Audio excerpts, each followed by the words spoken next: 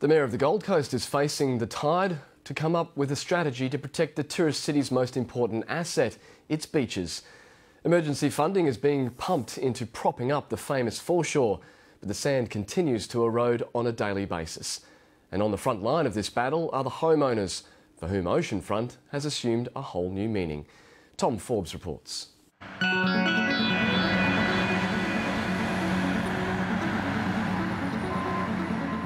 Welcome to the Gold Coast, where sunbakers make way for earth movers in a desperate battle against the tide. It started over the Australia Day long weekend. Ex-tropical cyclone Oswald rumbled down the Queensland coast, whipping up huge seas. Trees, stairs and lookouts simply fell into the sea as the sand and the tourists disappeared. It was the worst hit for our beaches since the late 60s. Council cleanup crews reacted quickly.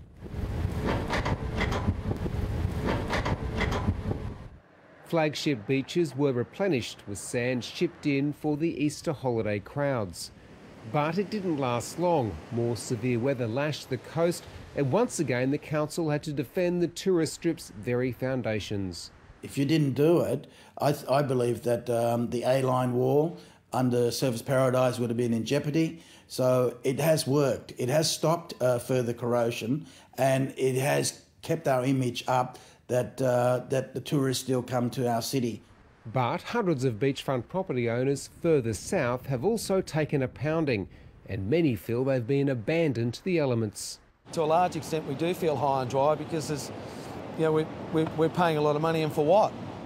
These days every high tide worries Scott Keelty.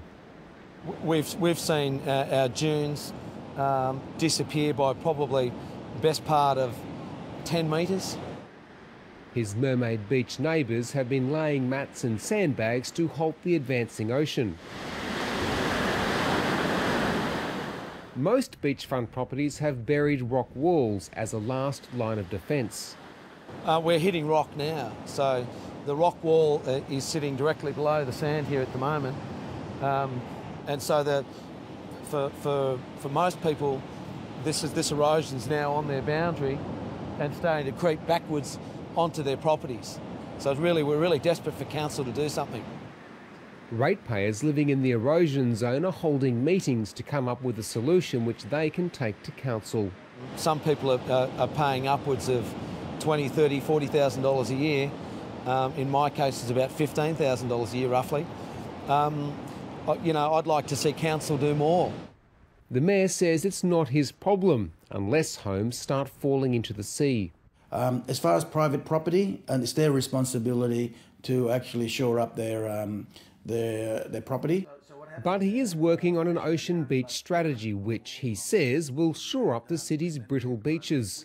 And each section has different solutions. For instance, here, we've got pipeline here to go in and we can draw sand from the Broadwater, the dredging. The plan includes new boulder walls, sand bypass pumping and the extension of seawalls. Priority one is to avoid any loss of property and safety. That's priority one. It'll cost around $35 million, half of which will need to come from the state government. It was hoped that Treasurer Tim Nicholls would have set aside funds in Tuesday's budget.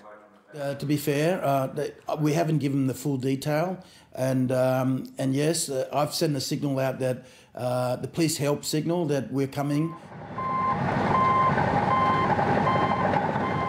In the interim, $20,000 a day is being spent shifting sand. The Gold Coast City Council is trucking in 20,000 cubic metres of dredged and dried sand and dumping it here in Surfers Paradise. The aim is to reprofile the beach, but recent history suggests it won't last. I consider the method they're using a waste of money, yes.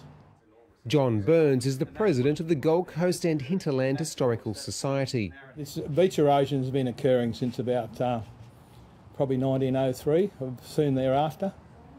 It started when they started changing the mouth of the Tweed River. Early photographs show that erosion was an ongoing issue, but it got serious when a cyclone hit in 1967. Relentlessly, the breakers ate away the sand, undermined holiday homes, luxurious guest houses and modern flats. In 1970, an assessment of the Gold Coast foreshore, known as the Delft Report, recommended beaches be widened to withstand severe weather events. The width of the beach is insufficient to deal with large erosion events in many places, because we don't have those huge dunes like you find on North Stradbroke Island and so on, where that can just keep delivering sand down to the beach as the seas take it away. When I first came here, we had an exposed rock wall, and over time the sand came back. It took a long time to come back. That's over 20 years ago.